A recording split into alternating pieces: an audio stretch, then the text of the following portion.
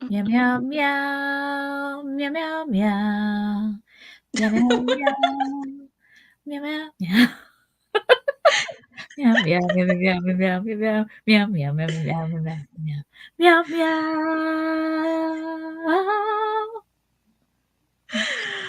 Oh my goodness. All right, the first thing I want to show you is my nails. Oh my god, with the little mushrooms! Aren't they great? They're so cute. Did you do that? No, my friend Marjorie did them. She has a nail business. Good It job, is Marjorie. called it is called Yeehaw Claws. I'm gonna shout it out in case anyone ever watches this. Right? Um, yeah. Someday, someday the internet Uh, will discover. I I'm not I gonna. got so this is our tiny cute little hidden corner of the internet, but Mana does a podcast with me. I guess it's a podcast interview chit chat thing. She's got like 10,000 TikTok followers. So so I'm turning up in her stuff because we do tea time and we talk shop, and she really likes pitching, not pitching, but like hyping up my cards, and for which I'm grateful and I love her. And some friend of mine, a con buddy of mine, sent me a message last week and was like, "Holy crap, you're famous! Remember all the little people who have always loved you." It's like, I'm not famous. Actually, what I said was, all my friends are larger than life. I'm just trying to keep up because they Oh, are, and I love them. What? what? You didn't hear it? I'm getting Nope. ghost voices. Oh, Well, I mean, someone was talking outside my window. Perhaps I should shut it. you don't have to. I'm glad that there was something to cause the voice noise. I just didn't think the microphone would pick it up. That's why I was like, no, I didn't hear anything. I did. I just didn't think you heard that particular thing. I did. My therapist was super useful when I was like, okay, my intrusive voices are getting super loud. Basically, the more happy and content and easy my life gets, the louder the intrusive voices get, because they're like, you're gonna lose it all in a fire. And I'm like, why would you try to tell me that? And she was like, have you tried personifying them yet? And I'm like, oh my god, no, I haven't. She's like, that's Which kind is of your surprising thing. because you love personifying things. She's like, a little like goblin follows you around and whispers bad things, and you can just tell it, no thank you, not into it today, got better things to think of. Yeah, I love personifying things. You are exactly right. I'm like, yes, this has been helpful. Excellent. Yeah. Yeah, only two times intrusive voices stay the fuck away is when you're actually in crisis, which let's not court that. And but that might be why some people do. It's been, Mm-hmm. yeah. And when I'm being creative, never get images of catastrophe in my head when I'm drawing or painting or crafting in any capacity, or writing, whatever, any of it. Like, okay, that's, it's like it uses the exact same circuitry in my brain. So if it's occupied, can't get me.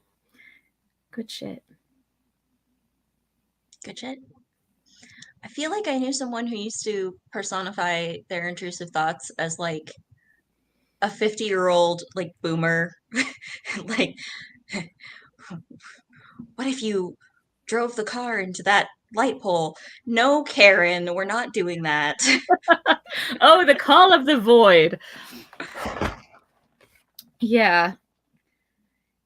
Yeah, I don't think I ever sit in the passenger side of a car with that's going at speed without something in my head going, you should stick your arm out the window.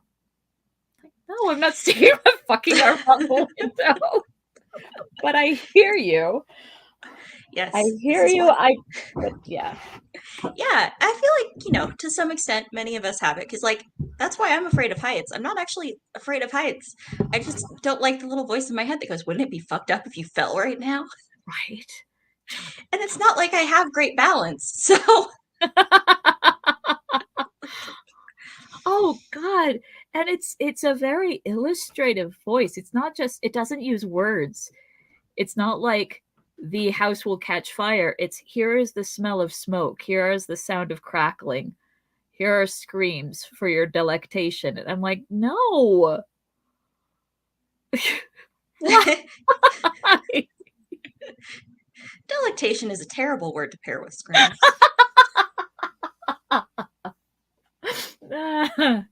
Well, that's because the little goblin thing has no idea what real emotions are. It is only accustomed to shadow emotions, which aren't terribly useful. Indeed. I got Oh, I speaking of got up the little stand. goblin. Yeah, right. We killed him. Golem's dead. Well, I was thinking of like some of the folks, like the dudes in the Shire. Sandyman. Sandy Oh, where are we? I'm pretty sure I read right? last because I've got it marked. Uh,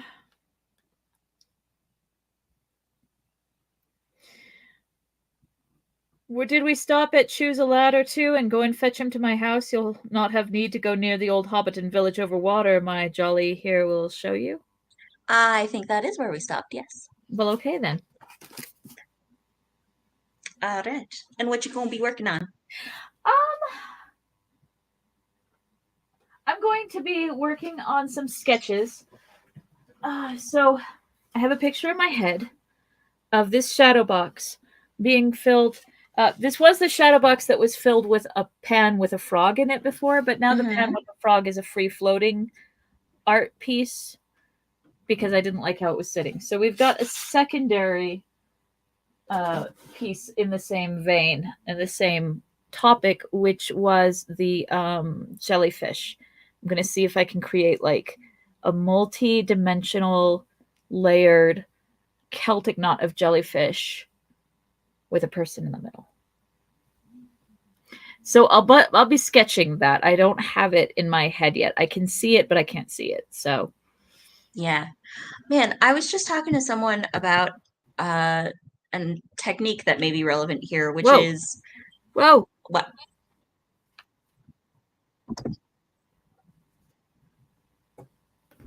which is what? um I didn't hear you. well no, I stopped when you said whoa. Because I was like, what? But so there's an artist here who does like takes a pane of glass and paints on one side of it and then flips it over and does 3D resin on the other side. Ooh, that sounds cool. Right? It gets all I'm, sculptural. right? Yeah. I want what I think I'll probably do is take something more lightweight like acetate and Hmm. paint on that and then do spacers and that way the shadow box won't end up weighing a ton, Oh, but that's it fair. will have that dimensional thing. So there will be smaller in the background, bigger in the foreground. Anyway, it'll be sketches for today for now. Wait, in this sketchbook. Nah. Oh, and there was some other. So, Mana would like me to come out sometime soon to Crescent City, Cali, and do some artwork promotion and also paint a mural in her RV and some stuff like that. That's super cool, Nice. right? And I, at the same time, have another promotional thing that wants to happen in October, and I want to be prepared for Disctober. And something that I've been planning on doing for Disctober for since last year is like drawing a comic so that every Hmm. panel, not in order, but the panels could come together on the 31st and tell one of the scenes or one of the smaller stories, and it would be kind of a surprise, which is one of the reasons I'm glad that we are uh a secret corner of the internet, because I would very much like for people to be like, oh, that's a cool illustration. Oh, that's a cool illustration. Huh, all these illustrations are coming from the same book. Holy shit, at the end of the month, look, I did Cutter in a Mal Reynolds costume. Nice. And Lita as Inara. Yep, yep. And I tried Skywise as Wash, but it didn't pan, so we're not doing that. This is not the sketchbook where I started. I did start doing the guys from Space Opera. Oh, nice. Right? What would I need to? And there's an S. Oh, I think I saw that one on Instagram. Yeah. Yeah. Fuck. All right. Jellyfish for today, and next time I'll start storyboarding, because in order to do Disctober as an actual coherent story, I need to have a map. Yeah, you need a plan. Do you know what the prompts are going to be? No idea, but I know that I can kind of bend them to fit what I want them to if I pick the right story. If I pick a 31 panel sequence that has enough going on in it, I could be like, oh, this prompt is water. Here is a scene where it's raining or something. Sure. You know, like, we can do this. We can do this a lot. Somewhere I had a brainstorm of all of the sequences that I thought would be good for this.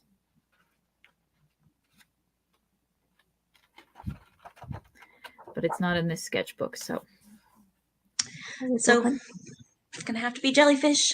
Gonna have to be jellyfish. And also, if you ever think of a Discworld sequence that has enough variety in it, enough drama to be feasible for that project, you drop me a note, because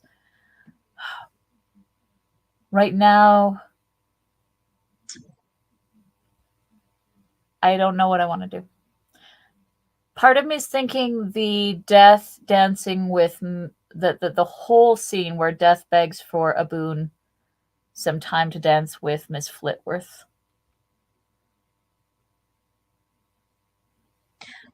Possibly. I was thinking maybe something from Moving Pictures. That could be fun. There's a lot of variety of, with 1,000 elephants kind of situation going on in that book. There really is.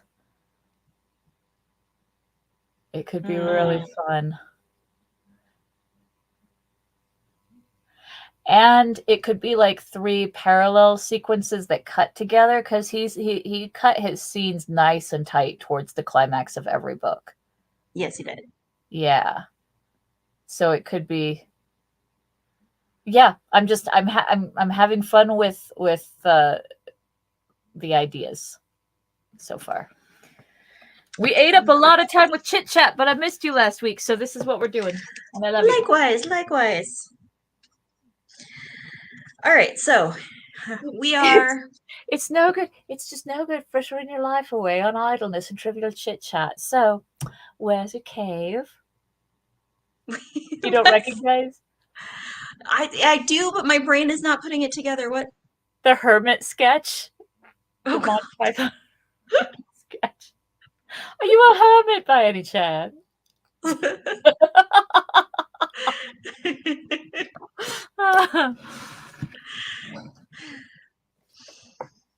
All right.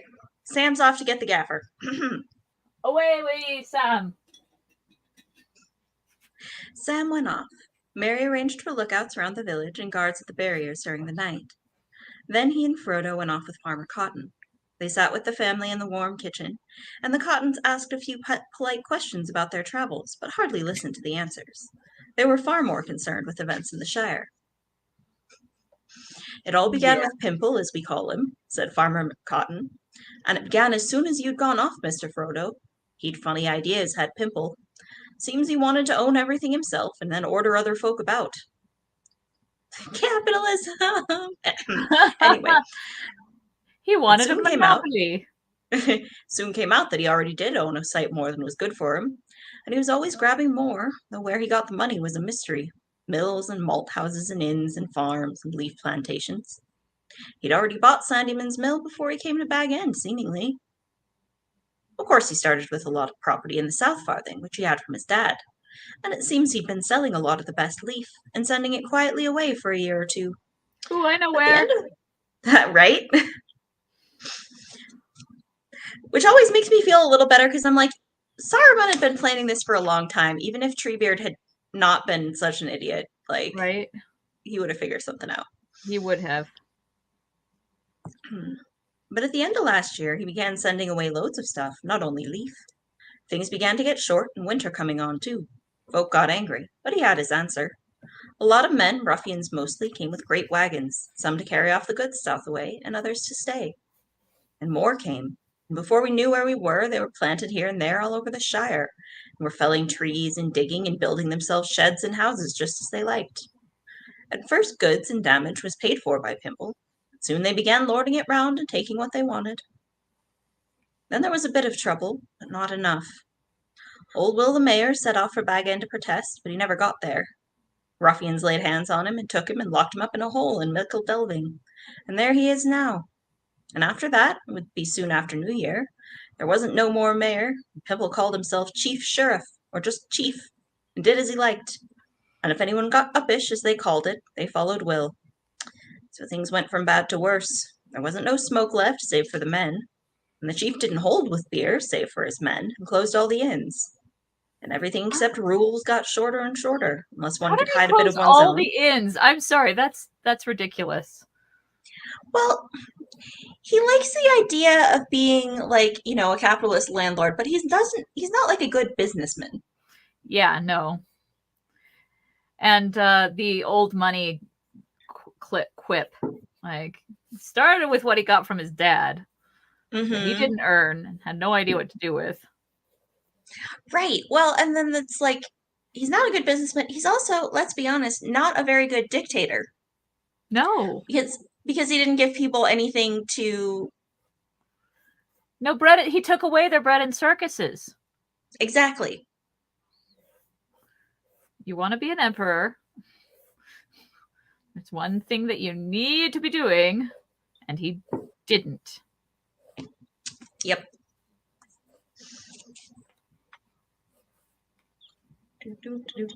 Let's see.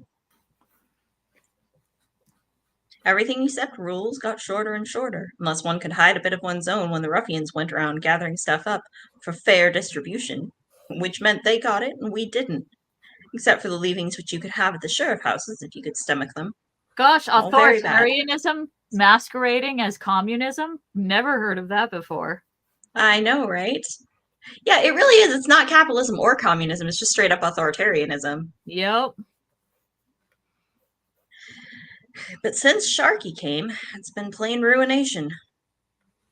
Who is this Sharky? Said Mary. I heard one of the ruffians speak of him. The biggest ruffian of the lot, seemingly, answered Cotton. It was about last harvest, end of September maybe, that we first heard of him. We've never seen him, but he's up at Bag End, and he's the real chief now, I guess. All the ruffians do what he says, and what he says is mostly hack, burn, and ruin. And now it's come to killing. There's no longer even any bad sense in it. They cut down trees and let 'em lie. They burn houses and build no more. Take Sandyman's mill now. Pimple knocked it down almost as soon as he came to Bag End. Then he brought in a lot of dirty-looking men to build a bigger one and full of wheels and outlandish contraptions. Only that fool Ted was pleased by that, and he works there cleaning wheels for the men, where his dad was the miller and his own master. Pimple's idea was to grind more and faster, so he said. He's got other mills like it. But you've got to have grist before you can grind. There was no more for the new mill to do than for the old. Since Sharky came, they don't grind no more corn at all. There's always a hammering and a letting out of smoke and a stench, and there isn't no peace even at night in Hobbiton. They pour out filth a purpose. They fouled all the lower water, and it's getting down into Brandywine. If they want to make the Shire into a desert, they're going the right way about it. I don't believe that fool of a Pimple's behind all this. It's Sharky, I say. That's right, put in young Tom. Why, they even took up Pimple's old ma, that Lobelia, and he was fond of her, if no one else was. So of the Hobbiton folk, they saw it. She comes down the lane with her big old umbrella. Some of the ruffians were going up with a big cart. Well, where be you a-going? Says she. To Bag End, says they. What for? Says she. To put up some sheds for Sharky, says they. Well, who said you could? Said she. Sharky, says they. So get out of the road, old haggling. I'll give you Sharky, you dirty thieving ruffians, says she, and ups with her umbrella and goes for the leader near twice her size. Oh, God, I love you, Lobelia. So they took her. Dragged her off to the lockholes at her age, too. They've took others we miss more, but there's no denying she showed more spirit than most.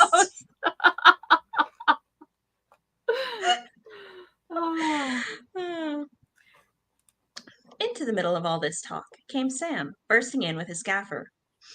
Old Gamgee did not look much older, but he was a little deafer. Good evening, Master Baggins, he said. Glad indeed I am to see you safe back. But I've a bone to pick with you, in a manner of speaking, if I may make so bold. You didn't never ought to have sold Bag End, as I always said. That's what started all the mischief. And while you've been tripacing in foreign parts, chasing black men up mountains, from what my Sam says, though for what he don't make clear, they've been and dug up Bagshot Row, and ruined my taters. Ruined my taters! I am very sorry, Mr. Gamgee, said Frodo. But now I've come back, I'll do my best to make amends. Well, you can't say fairer than that, said the gaffer. Mr. Frodo Baggins is a real gentle hobbit, I have always said, whatever you may think of some others of the name, begging your pardon. And I Does hope he my mean Sam's... Bilbo there, or does he mean the Sackvilles? I think he means the Sackvilles.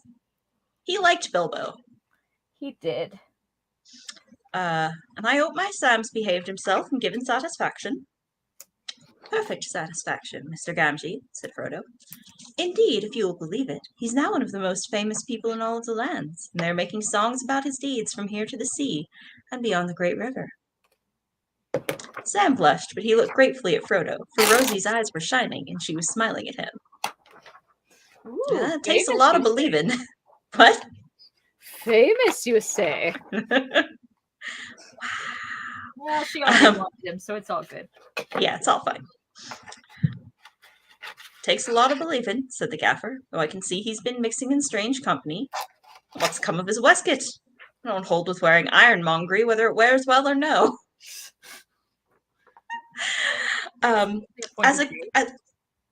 What's that? That's certainly a point of view. It is.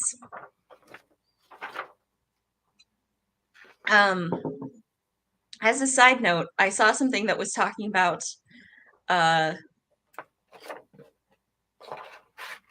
one of the interviews when they were doing press rounds for Lord of the Rings and everything. Someone asked Sean Astin if Sam and Frodo were together, and he was like, "Oh yeah, don't tell Rosie." And then someone was like, the reaction post was like, "Nah, Rosie totally knew." And then it was like, "This is my husband Sam and his husband Frodo." Frodo's not to my taste, a bit elfy for me, but he makes my Sam happy and he looks after the little ones. I mean, there's a few lines later that convince me that they're a polycule. Well, exactly. Like, yeah.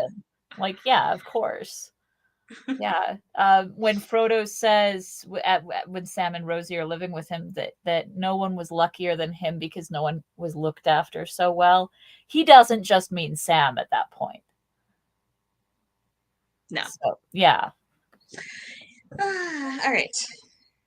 But at the moment, none of them are together yet. They're just talking about wearing ironmongery. Talking about wearing ironmongery, whether it wears well or no. Farmer Cotton's household and all his guests were up early next morning. Nothing had been heard in the night, but more trouble would certainly come before the day was old. It seems as if none of the ruffians were left up at Bag End. said Cotton. "The gang from Waymeet will be along any time now." After breakfast, a messenger from the Tookland rode in. He was in high spirits. "The Thane has raised all our country," he said, "and the news is going like fire all ways. The ruffians that were watching our land have fled off south, those that escaped alive. The Thane has gone after them to hold off the big gang down that way. He sent Mr. Peregrine back with all the other folk he can spare." The next news was less good. Mary, who had been out all night, came riding in about 10 o'clock.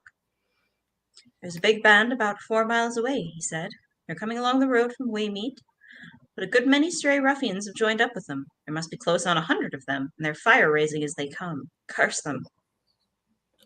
"Ah, this lot won't stay to talk. They'll kill if they can," said Farmer Cotton. "If Tooks don't come sooner, we'd best get behind cover and shoot without arguing. There's got to be some fighting before this is settled, Mr. Frodo." Like, I'm sorry, you are a pacifist. We get it. I understand that you have extreme trauma, but like we kind of got to do this, buddy. It's gotta happen just this once, I promise.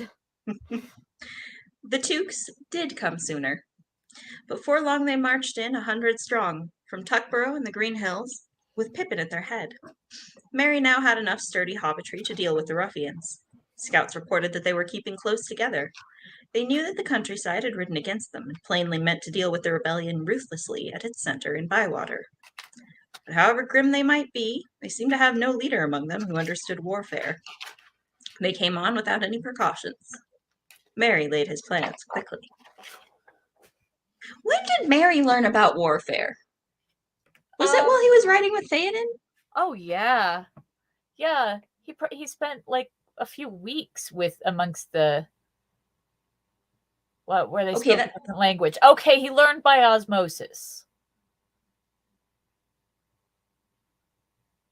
Maybe he had some discussions with Theoden. Yeah. And also some discussions with Durnhelm. Yes.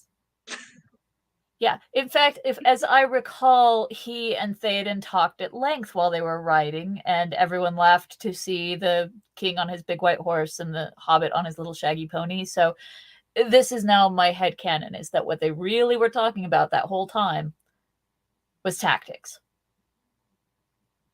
I feel like that's somewhat in character for Mary, too. And for Theoden. And absolutely for Theoden, but like of any of the hobbits, Mary is the only one that would be like, "So like, what's this war thing all about then? How do you do that? What's a pincer move? Like, what's the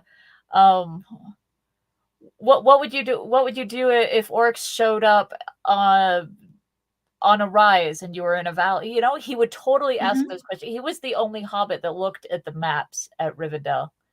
He would ask the important questions. He would. But I don't think he would ask Durnhelm, or Durnhelm would just be like, shrug. Yeah, I suppose. All right. Well, now I'm glad we settled that. All right, good. The ruffians came tramping along the east road, and without halting turned up the Bywater road, which ran for some way sloping up between high banks with low hedges on top. Round a bend about a furlong from the main road, they met a stout barrier of farm carts upturned. That halted them. At the same moment, they became aware that the hedges on both sides, just above their heads, were all lined with hobbits. Behind them, other hobbits now pushed out some more wagons that had been hidden in a field and so blocked the way back. A voice spoke to them from above. "Well, you've walked into a trap," said Mary.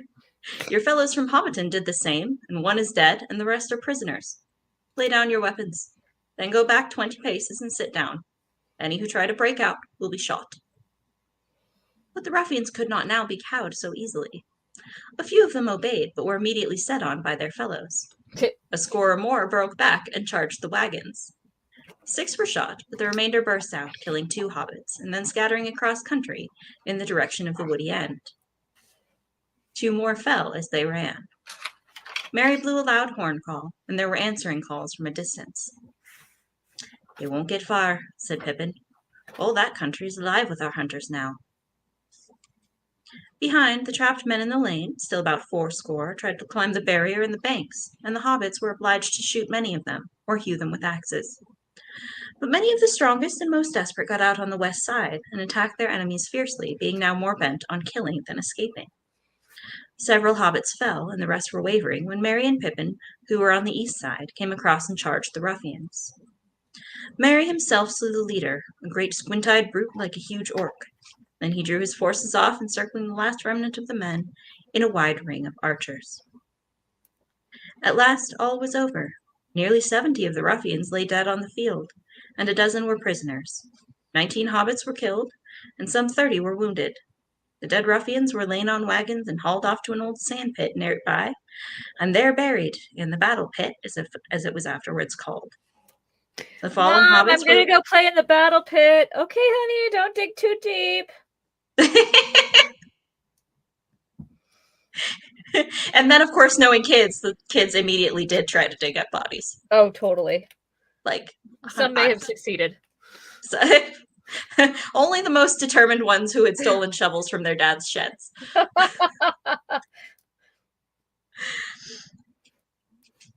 Let's see. In the battle pit, as it was afterwards called. The fallen hobbits were laid together in a grave on the hillside, where later a great stone was set up with a garden about it. So ended the Battle of Bywater, 1419, the last battle fought in the Shire, and the only battle since the Greenfields, 1147, way up in the North Farthing. In consequence, though it happily cost very few lives, it has a chapter to itself in the Red Book, and the names of all those who took part were made into a roll and learned by heart by Shire historians. The very considerable rise in the fame and fortune of the Cotton dates from this time. But at the top of the roll, in all accounts, stand the names of Captains Meriadoc and Peregrine. Yay. Okay. Checking where the next break is. We have time for one more section. Okay. Frodo had been in the battle, but he had not drawn sword, and his chief part had been to prevent the hobbits in their wrath at their losses from slaying those of their enemies who threw down their weapons.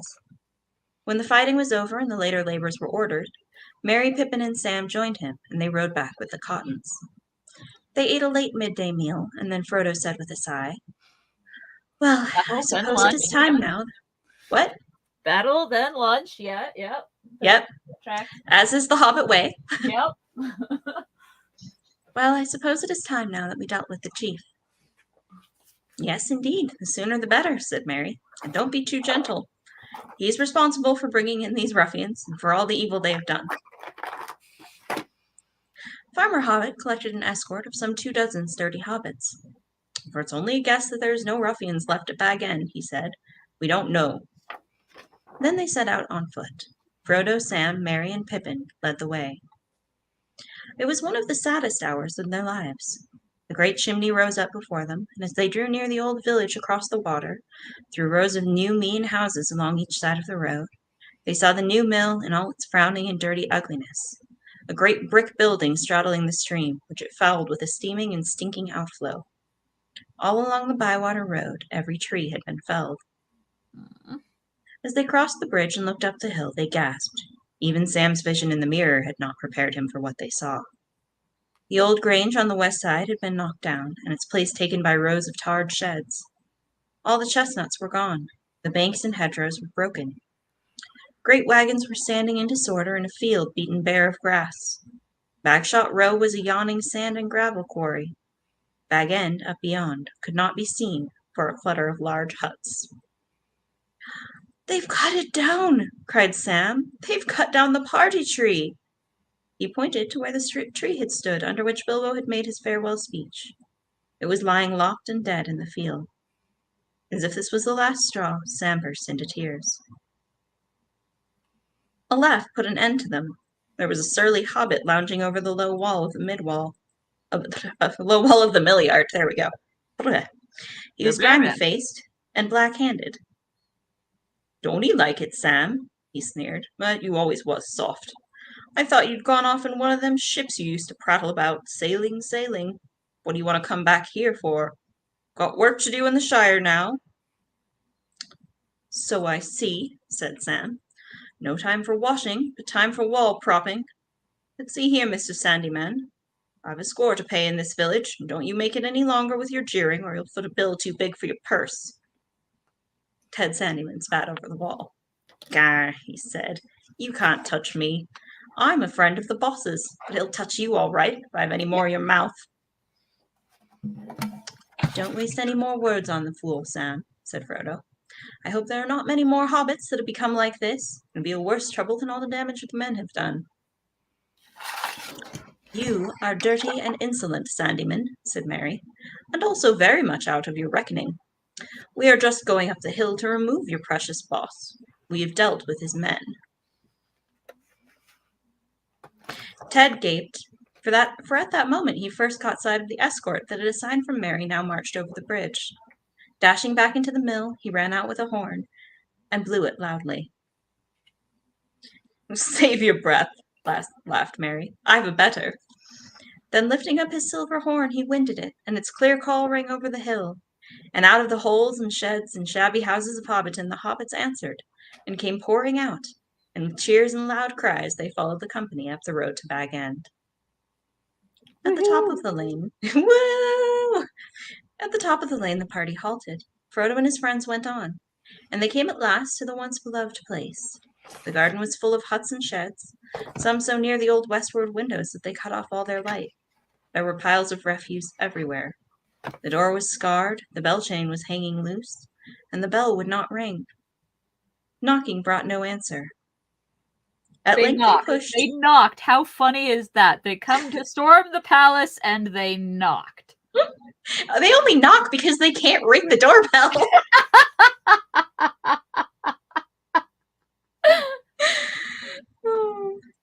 At length they pushed, and the door yielded. They went in. The place stank and was full of filth and disorder. It did not appear to have been used for some time.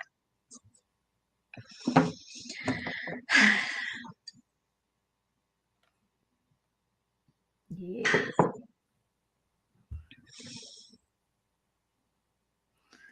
Yeah, they knocked. That. Yep. The most hobbity of ways to storm a building. Yep. Hello. Hello. Pardon me. Do you have time for retribution? We're here to deliver an ass kicking. Is anyone able to accept it? And then, please do not doubt, we will have another meal. Look, kicking ass makes you hungry. It do. All right. Let's see if that will be. Oh yeah. Ooh.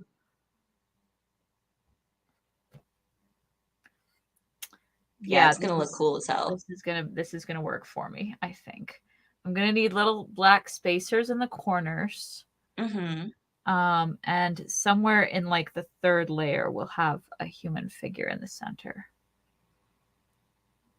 And it's not quite Celtic knots. It's not going to be that organized, but it's going to have that concentric symmetry thing going on. So I am pleased. That's lovely. It's giving me a Fantasia vibe. Like the concept. Yeah, there should be music set to it. That and it if they're going to be concentric and like kind of woven together, it kind of reminds me of the fish. Totally. I could dig that. That's one of my favorite sequences. Shit, I want to watch Fantasia now. Right? Oh, man. It's so pretty.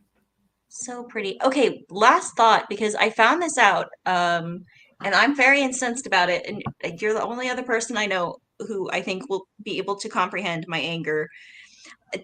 Did you know that at some point Disney removed... Okay, in Muppet Treasure Island, the Shiver My Timbers song, you know, Disney did not remove the whole song. They removed the gunshot at the end. Right? Like, why? Ruin the whole thing. I mean, no, I get why. It's misplaced. No, thank you, please. Goddamn Bodlerism is what it is. It's stupid. So I found that out because I saw a version when someone, and the title was like, I put the gunshot back in, and I was like, motherfuckers. They took it out. How dare they? Like is there still a gun pointing at the screen right before it cuts to black? I don't know. I Dead assume Men it's the Tell Disney No Plus. Tales. They show the gun and it goes bang. Yeah. So I assume Go. it's the version that streams on Disney Plus, which I do not have. So you would have to check. But yeah. This is why we need physical media, because they will do shit like this. They will do shit like this. And yeah, it's it's so bass backwards because there's very few people, sane people, who are asking old media to be changed. It exists, it is finished, and now we're in a new zeitgeist. Can you please do these things moving forward? And they're like, no, we'll change all this old shit, but we're not going to. I'm just, and like, of all of the potential ways that children could be exposed to violence, a black screen with a gunshot noise in Muppet Treasure Island is not the one I'm concerned about. No, no, it's oh gracious, So it's dumb. so So, dumb. so That is dumb. Yeah, I dumb. do Well, believe I have Muppet Treasure Island on DVD, so I'm not 100% sure. But you're right. Yeah, gotta own your own media because mm-hmm. can't trust them. Um, There. On that note, I'm gonna go make like a hobbit and eat a meal. Great idea. I need a bathroom. I love you. I love you too. Cuidado. Te amas. Bye.